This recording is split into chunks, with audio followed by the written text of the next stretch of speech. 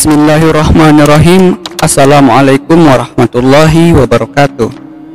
Kopi adalah minuman yang akrab dengan kaum muslimin, terutama di Hadramaut.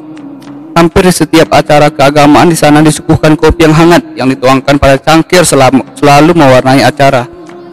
Banyak tokoh sufi Hadrami yang menjadi penggemar setia kopi, semisal Habib bin Muhammad Al-Habsyi Sahibus Sib, Habib Abdullah bin Alwi Al-Haddad, Habib Ali bin Hasan Al-Atos, Habib Umar bin Segaf As-Segaf, Syekh Umar bin Abdullah Bakaramah, dan Syekh Abdurrahman bin Umar Al-Mudi, dan beberapa ulama lainnya. Dalam manuskrip Lihlah Hadramiyah yang ditulis Habib Alwi bin Tahir Al-Haddad, Habib Abu Bakar bin Abdullah Al-Atas menuturkan bahwa awal mula kopi dijadikan minuman berlangsung di masa Syekh Abdul Hasan Ali bin Umar As-Sazili. Ketika itu Syekh Ali baru saja ditasbihkan sebagai wali kutub atau pimpinan para wali di zamannya. Di tengah pelantikan dirinya, Syekh Ali merasa risau lantaran banyak orang yang diganggu oleh gangguan jin. Kerisauan itu beliau curahkan kepada Nabi Khidir alaihissalam tak kala mereka berjumpa. Bagaimana ini bisa terjadi? Sebelumnya tak pernah ada wabah seperti ini merajalela di banyak jin di negeri ini merajalela. Demikian Syekh Ali mengungkapkan keprihatinannya. Menanggapi kerisauan itu, Nabi Khidir memberikan jalan keluar. Beliau menyerahkan 2 batang kopi sembari berpesan, tanamlah pohon ini, masaklah buahnya, lalu anjurkan orang-orang agar memasaknya di rumah mereka dan meminum airnya. Niscaya bahaya jin akan tertangkal dengan ini. Syekh Ali melaksanakan nasihat Nabi Khidir alaihissalam tersebut. Beliau menganjurkan orang-orang menanam pohon kopi dan menjadikan biji buahnya sebagai minuman. Sejak saat itulah gangguan jin mulai reda di atas muka. Habib Ali bin Muhammad Al-Habsyi pernah mengisahkan karomah Syekh Abdul Hasan As-Sazili sebagai berikut. Pada suatu malam, Imam Syekh Abdul Hasan pergi berlayar bersama beberapa orang pengikutnya. Mereka menggunakan perahu layar kecil. Sampainya di Laut Merah yang membelah benua Asia dan Afrika, tiba-tiba tidak ada angin yang bertiup sama sekali, dan mengakibatkan perahu yang mereka naiki tidak bisa berlayar hingga 4-5 hari. Sampai pada suatu malam, Syekh Abdul Hasan tertidur sebentar dan bermimpi berjumpa baginda Nabi Shallallahu Alaihi Wasallam. Beliau memberi kabar gembira kepada Syekh Abdul Hasan dan mengajarkan lafal-lafal doa. Begitu bangun dari tidur, Syekh Abdul Hasan langsung mengambil air wudhu dan membaca doa-doa yang diajarkan baginda Nabi Shallallahu Alaihi Wasallam. Seusai membaca doa-doa itu, angin pun bertiup dan mengantarkan perahu mereka sampai dengan tujuan. Lafal-lafal doa itu kemudian beliau tulis serta beliau ajarkan kepada murid-muridnya dan belakangan dikenal dengan nama Hizbul Bahar. Selain dikenal alim dan ahli ibadah, Syekh Abdul Hasan As-Sazili adalah seorang pejuang yang gagah berani.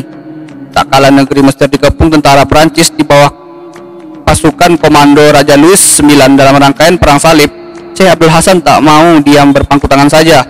Beliau bergegas pergi ke kota Al-Mansyurah, Mesir untuk bergabung dengan para pejuang muslimin di sana. Berikut penuturan Imam As-Sazili ihwal pengalaman jihadnya itu.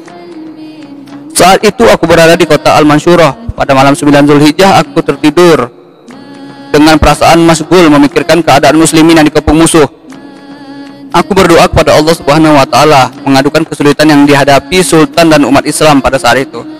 Pada akhir malam aku bermimpi melihat sebuah kemah di langit yang tinggi. Kemah itu luas sekali dan ada cahaya memancar di atasnya. Para penghuni langit berdesakan memasukinya, demikian pula para penduduk di bumi. Kemah siapa ini? Tanyaku. Kemah Rasulullah, jawab salah satu dari mereka. Aku segera menuju ke kemah dengan perasaan yang senang tak terlukiskan. Sampai di pintu kemah, aku bertemu dengan sekelompok ulama dan orang soleh. Jumlahnya sekitar 70 orang. Di antara mereka ada orang yang kukenal, yakni Syekh Izzuddin bin Abdus Salam. Sebetulnya aku sangat ingin mendekat untuk menghadap Rasulullah Sallallahu Alaihi Wasallam. Akan tetapi aku merasa segan kepada Syekh Izzuddin bin Abdus Salam. Menurutku tidak baik mendahului ulama dan pemimpin umat.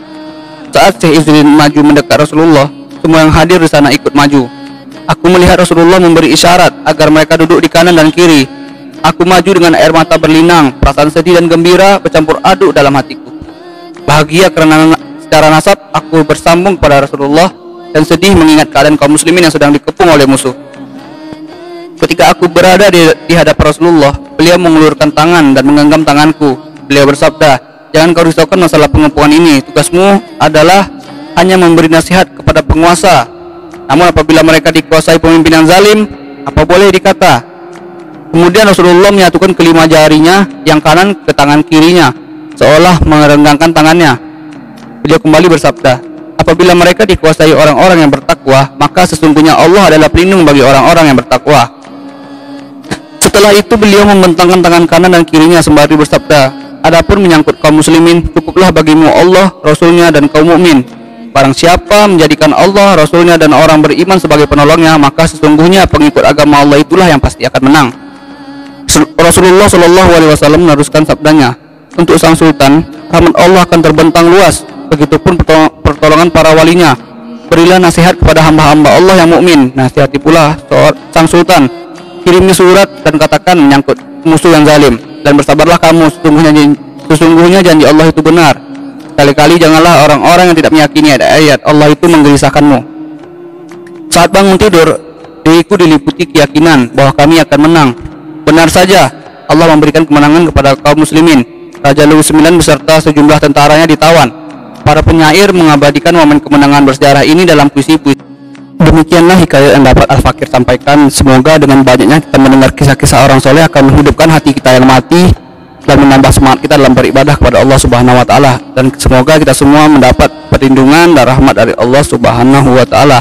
Amin amin ya rabbal alamin. Sekian, assalamualaikum warahmatullahi wabarakatuh.